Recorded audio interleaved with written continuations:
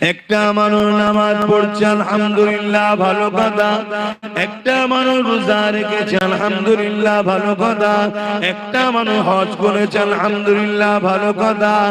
এ যুবকেরা তরুণেরা অথচ বোনের হক মেরে নিয়েছে। মনে রাখবেন কিয়ামতের দিনে ও নামাজ পড়ার পরও, রোজা রাখার পরও, হজ করার পরও ও নাজাত পাবে না। কেন? হক নাশ করেছে।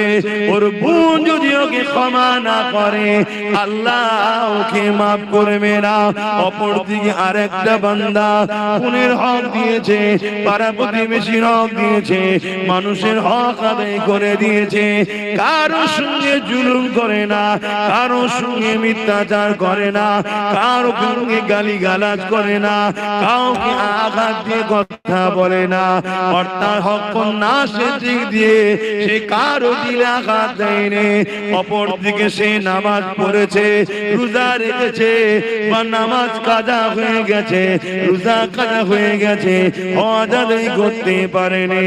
এ যুবকেরা, এই যুবকটা যদি আল্লাহ পাকের কাছে ক্ষমা চায়, আমার আল্লাহ বলেছেন আমি গফুর ও গফফার, তোরা তওবা কর, আমি আল্লাহ আমার হক যখন তুই আদায় করতে পারিসনি